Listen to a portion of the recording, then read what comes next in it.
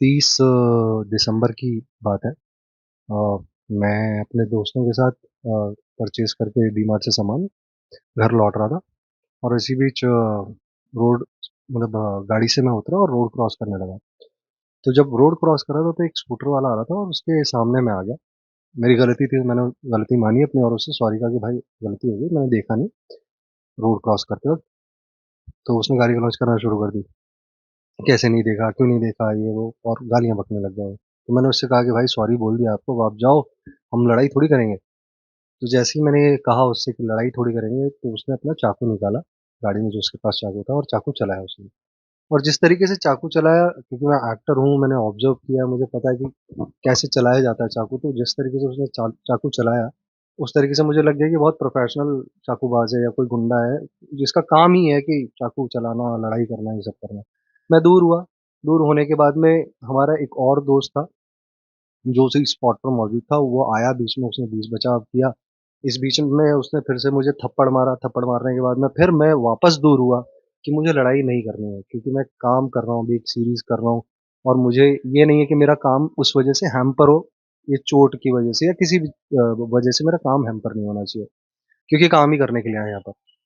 तो मैं फिर दूर हुआ वहाँ से, दूर होने के बाद में फिर से वो आया और इस बीच जो मेरी फ्रेंड है जो गाड़ी लगा रही थी, पार्किंग में पार्क कर रही थी, उसने देखा, वो दौड़ती हुई आई, उसको उसने रोकने की कोशिश की, लेकिन वो रुका नहीं। वो बीच-बीच में बोलती रही, इसी बीच उसने मुझे बहुत ज़ोर से लात मारी।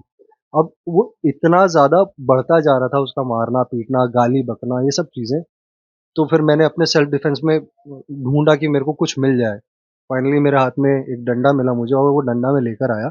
इस बीच में उसने अपने गाड़ी में से और भी हथियार निकाले, बॉटल निकाली बियर की, एक रॉड निकाली। तो मैं जब डंडा लेके आया तो मैंने मारा उसको, बियर की बॉटल शायद उसके हाथ से वहीं छूट गई।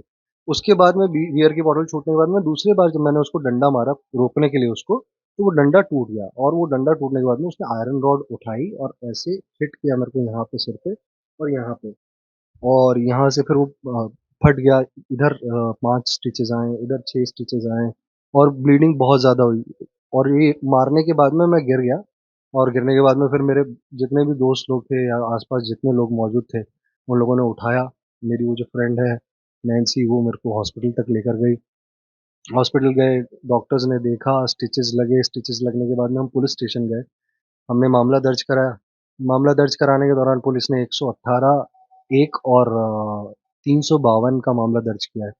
जबकि हमने जितने लोगों से बात की है तो उसे ये मालूम चला है कि 307 की धारा लगनी चाहिए थी या 326 लगनी चाहिए थी। दोनों में से कोई सी भी ऐसी धारा नहीं लगी है और मतलब मेरा मानना यही है कि सीसीटीवी फुटेज कलेक्ट पुलिस ने कर ली है। वहाँ पर जब पुलिस से हम बातचीत कर रहे थे, तो उस दौरान भी हमने पुलिस से कहा कि अगर आपको लगता है कि मामला ऐसा नहीं है, क्योंकि पुलिस को मैंने कहा था कि उसने चाकू निकाला, तो पुलिस वाले बोल रहे थे कि आपके पास क्या एविडेंस है? अब पुलिस अगर किसी का स्टेटमेंट ले रही है, तो स्टेटमेंट उसी तरीके से ले कि हाँ, जो बता रहा है एक बार उसको लिख ले। आप पंचनामा करने आएँगे, आप तफ्तीश करने आएँगे, तब आप ये इसमें आप क्लैरिफ़ाई कर सकते हैं ना कि मैं झूठ बोल रहा हूँ या सच बोल रहा हूँ। लेकिन पुलिस ने उस वक़्त मेरी बात नहीं सुनी और वो दर्ज नहीं किया उस तरीके से मामला, जैसा मैं बता रहा था। फिर हमने कहा कि आप सीसीटीवी फुटेज निकलवाइए, तो वो कहते तुम लेके आओ एंड फाइनली फिर वो बाद में खुद आए, हम लोगों ने उनको रिक्वेस्ट किया तो यहाँ आए, उन्होंने सीसीटीवी फुटेज लिया, सीसीटीवी फुटेज देखने के बाद भी अब तक पुलिस ने कोई एक्शन नहीं लिया। इसी बीच 2 दिन बाद, झगड़े के 2 दिन बाद वो हमें फिर से मिला और उसने हमारे किसी दोस्त से कहा कि मुझे इनसे सॉरी बोलना है, इन लोगों को बुलाओ।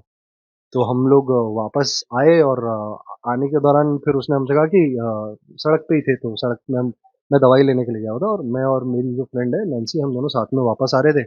वापस आते-आते उसने रोका हमें कि बात करनी है। तो मैंने कहा कि हाथ जोड़ के कहा कि भाई मेरे को आपसे कोई बात नहीं करनी है। तो फिर वो नैन्सी जो है उसने रोक लिया मुझे और उसने कहा कि भैया हमको कोई बात नहीं करनी और हम लोग निकलने लगे शराफ़त से। तो वो ज़ोर-ज़ोर से चिल्लाने लग गया, "अरे मैन टू मैन बात करना, लड़की के सामने क्या बात कर रहा है? लड़की को हटा।" मतलब अगर कोई अपॉलजी करने के लिए आ रहा है, तो इस तरीके से कैसे बात कर सकता है, सबसे पहली बात। और फिर जब हम लोग वहाँ से निकले, तो उसने गाली बकते हुए कहा कि, "चर्बी निकालता हूँ तुम लोगों की।"